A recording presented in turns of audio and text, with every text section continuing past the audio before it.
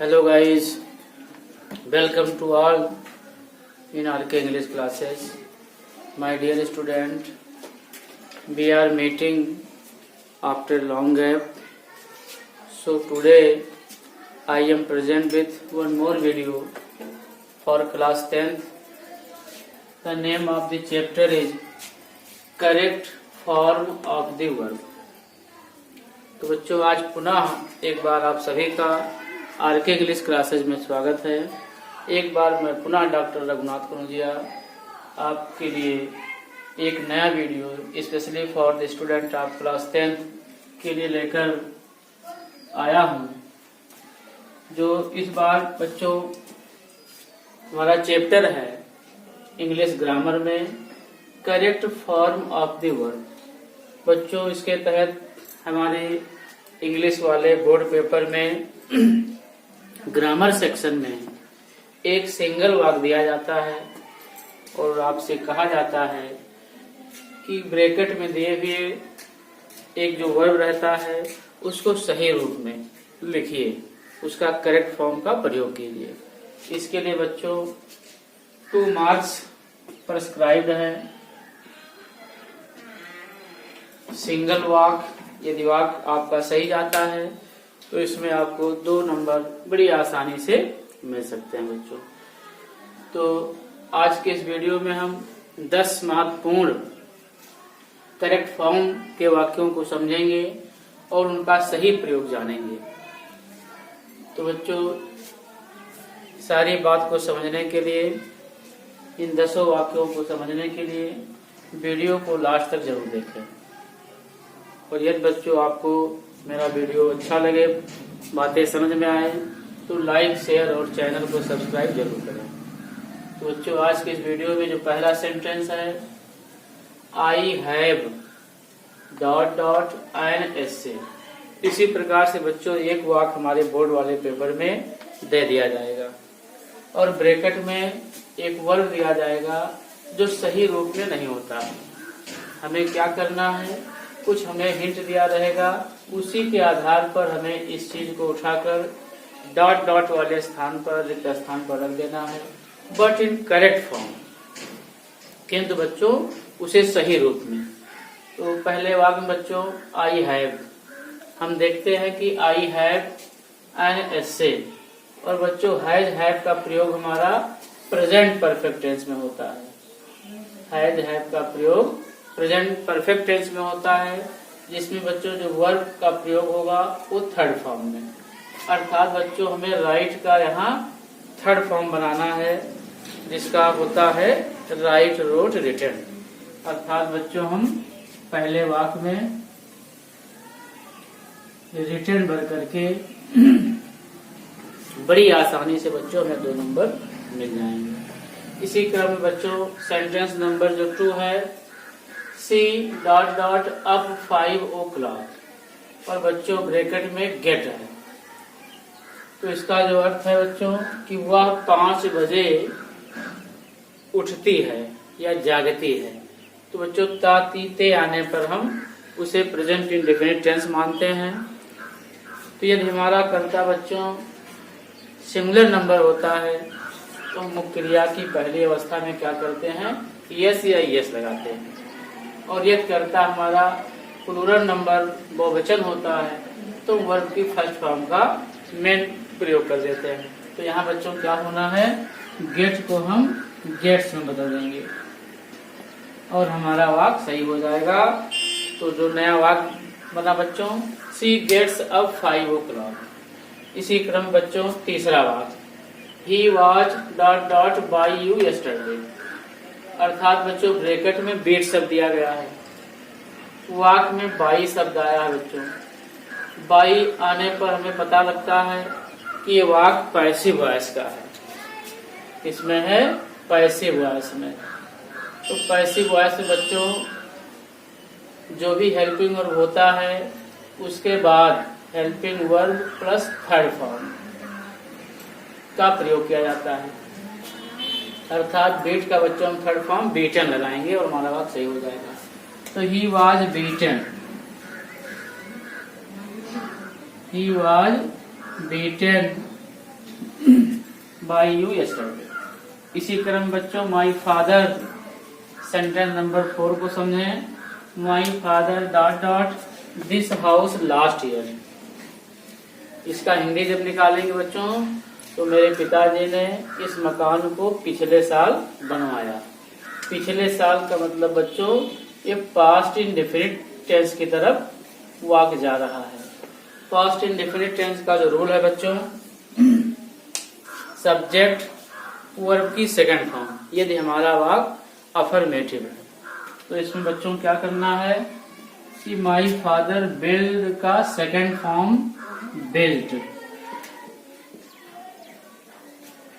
तो वाक बन गया my father built this house last year. इसी क्रम बच्चों आइए लेट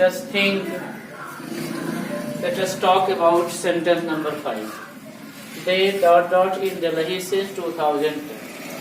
बच्चों ये हमारे वाक्य में सिंस या फॉर आता है, इधर टाइम दिया हुआ है, तो हमारा जो वाक्य बनता है वो या तो प्रेजेंट परफेक्ट कंटीन्यूअस टेंस, या तो पास्ट परफेक्ट कंटीन्यूअस टेंस, या तो फ्यूचर परफेक्ट कंटीन्यूअस टेंस। तो बच्चों क्या होता है फ्यूचर परफेक्ट या प्रेजेंट परफेक्ट का रूल है हैज, हैव, हैज बीन और हैव बीन प्लस इंग फॉर्म। अर्थात बच्चों हम लिव को उठाकर यहाँ लाएंगे, लेकिन चूंकि हमारा समय दिया हुआ है तो हम सब्जेक्ट के हिसाब से हैज बीन अथवा हैव बीन का भी प्रयोग करेंगे। तो बच्चों दे के साथ हैव बीन का प्रयोग किया जाता है, दे हैव बीन। अब इसका बच्चों हम आईएनजी वाला फॉर्म लगाएंगे लिविंग। वाक बन गया बच्चों they have been living in Delhi since 2010। इसी क्रम में बच्चों वाक नंबर 6 को देखिए। When I saw him, when I saw him, comma he dot dot football, और ब्रैकेट में बच्चों क्या है प्ले। तो इसका जब आप अर्थ निकालेंगे तब वाक समझ में आएगा कि when I saw him, जब मैंने उसे देखा तो वह फुटबॉल खेल रहा था। बच्चों इधर पास्ट टेंस है तो इधर भी पास्ट ही बनना चाहिए, लेकिन सेंस के हिसाब से कि कंटिन्यूअस के लिए। तो वाक्य क्या बनेगा he was playing, he was playing.